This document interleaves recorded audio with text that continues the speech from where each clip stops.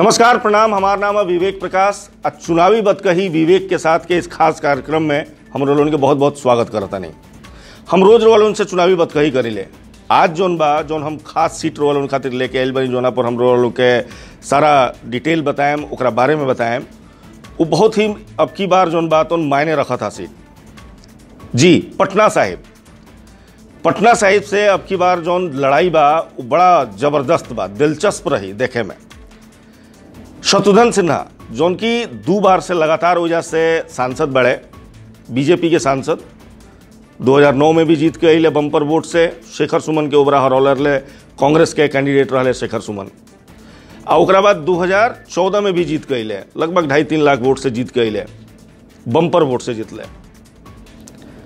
लेकिन अब की बार शत्रुघ्न सिन्हा जोन बा कांग्रेस के हाथ के साथ बढ़े। शत्रुघ्न सिन्हा जोन बात लगातार कुछ दिनों से मोदी सरकार पर हमलावर रुख अपनौले रहे हैं। लगातार जोन बात लालू यादव, तेजस्वी यादव से उनकर मुलाकात के खबर जोन बात चर्चा में रहे।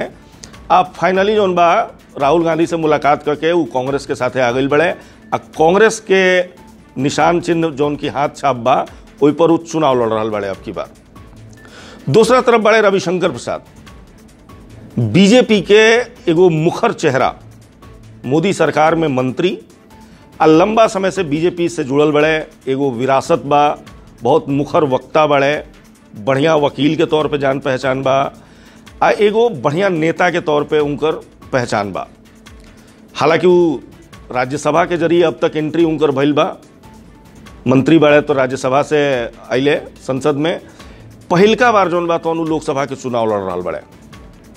लेकिन चूंकि पटना के रहे वाला हुए, उनके पिताजी भी बहुत बढ़िया नेता रहनी, भारतीय जनसंघ के ओबरा वहाँ के अध्यक्ष भी रहनी। और बाद कर्पूरी ठाकुर के सरकार के समय में 77 से 80 1977 में जब विधायक बनने पटना पश्चिम से, तो ओकरा बाद मंत्री भी रहने कर्पूरी ठाकुर के। तो एगो विरासत भी बा रविशंकर प्रसाद के साथ है। तो ये दोनों जौन उम्मीदवार बड़े, ये दोनों अपना अपना में दिग्गज उम्मीदवार बड़े। लड़ाई बहुत जबरदस्त रही। लेकिन कहल ही जाता कि इस सीट जोन बात परंपरागत तौर पर बीजेपी के बा। शत्रुघ्न सिन्हा अब की बार कांग्रेस के साथे बढ़े। कांग्रेस के कोनो बहुत जनाधार पटना साहिब में बतावल न जाला। एक पहले शत्रुघ्न सिन्हा जो जीत के अले वो बीजेपी के उम्मीदवार रहले, अब बम्पर वोट से जीत के अले। केहू आगे पीछे ना रहे, जे भी कैंडिडेट रहे वो 2-3 लाख वोट पीछे रहे।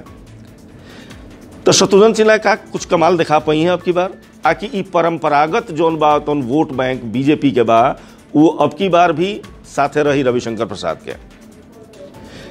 एगो जातिगत समीकरण जोन होला ओकरो बारे में रुआ से हम बात करें। दरअसल ई जोन कंस्टिट्यूएंसी बा, ई कंस्टिट्यूएंसी में सबसे ज्यादा जोन वोट बैंक बा उ बा कायस्थ वोट बैंक। लगभग 3.5-4 लाख वोट बा। रविशंकर प्रसाद भी कायस्थ वर्ग से, शत्रुघ्न सिन्हा भी कायस्थ वर्ग से। दोनों जोन बा पटना खातिर जोन बा या बिहार खातिर एगो आइकॉनिक चेहरा जोन कहल जाला, आदर्श चेहरा कायस्थ समाज खातिर दोनों आदमी बड़े।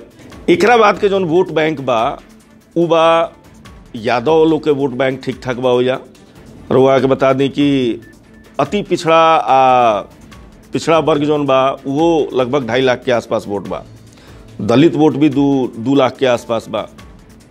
राजपूत वोट 1.5 लाख के आसपास बा। वैश्य वोट लगभग 1 लाख के आसपास बा। तो जातिगत समीकरण में अगर देखी तो आरजेडी के वजह हिसाब किताब ठीक बा। दलित वोट बैंक जोन बा, मुस्लिम वोट बैंक लगभग 2 लाख बा हो जा। तो Dalit vote bank, Yadav vote bank और मुस्लिम वोट बैंक ई जोन बा तो कहल जाला कि आरजेडी के पाला में जाला। लेकिन पिछला भी चुनाव अगर देख ली तो इतना जीत के अंतर आगे रहल बा कि लागत नहीं है कि अब की बार भी वो कोनो बहुत असरदार रही। दूसरा तरफ है ने अगर रविशंकर प्रसाद खातिर बात कल जाओ तो रविशंकर प्रसाद खातिर कायस्थ वर्ग के वोट बैंक में थोड़ा बहुत अगर शत्रुघ्न सिन्हा कटिए भी तो मान के चलें कि एगो बड़ा वर्ग जोन बा जोन वजह से रिपोर्ट बा जोन परंपरागत हिसाब चल रहा बा, उनमें मैक्सिमम वोट जोन बा उ जाई उ रविशंकर प्रसाद के तरफ जाई।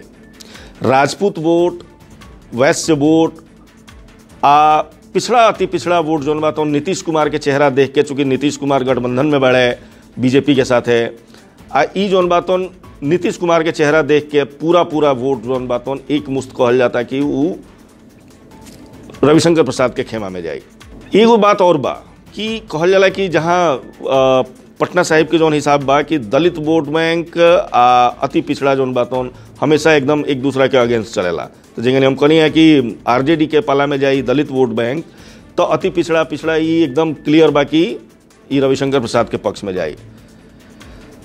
परंपरागत सीट देखी, कास्ट समीकरण देखी, मोदी लहर देखी, नीतीश कुमार के चेहरा देखी, तो इस सब कुछ देख के रविशंकर प्रसाद के पलड़ा हो जा अब तक बहुत भारी नजर आवता। जोन रिपोर्ट मिल रहा बा ओकरा से इहे लागता कि रविशंकर प्रसाद अब की बार भी बीजेपी के जगह बढ़िया वोट से शत्रुघ्न सिन्हा जीत के आयल रहे, वही यानी रविशंकर प्रसाद के जीत हुई। लेकिन ई कहल बड़ा मुश्किल बा, काहे कि शत्रुघ्न सिन्हा वजह से 2 बार सांसद रह चुकल बड़े, कायस्थ वर्ग से भी आवत रहे, तो बढ़िया वोट कटी हैं। आरजेडी के सपोर्ट बा, तो लड़ाई दिलचस्प हुई। नतीजा तो 23 तारीख के निकली, चूँकि दोनों उम्मीदवार अपना अपना खातिर एगो कद्दावर बड़े। लेकिन फिलहाल जोन समीकरण मिलता, जोन जानकारी मिल रहा बा, आ जोन परंपरागत हिसाब किताब बा पटना साहिब के, वो लिहाज से रविशंकर प्रसाद के जीत लगभग सुनिश्चित मानल जाता। लेकिन फिर भी एक बार हम कहें कि लड़ाई बड़ा दिलचस्प हुई, काहे कि 2 दिग्गज दोनों एक वर्ग से आए वाला पटना साहिब के मैदान में बढ़े। तो चुनावी बतकही विवेक के साथ के कार्यक्रम में आज खातिर बस इतने। हम रोल उनसे मिलत रहें, आवत रहे रोल उनके सामने, और रोल उनके एक कंस्टिट्यूएंसी के हाल हो जाके जोन समीकरण बा वो बतावत रहें। लेकिन ओकरा खातिर रोल सब्सक्राइब करी लोगिन ई चैनल, यूट्यूब के ई चैनल जोन बात सब्सक्राइब करी लोगिन, ताकि हम जोन बात रोल उनके साथ लगातार जुड़ल रहें। प्रणाम।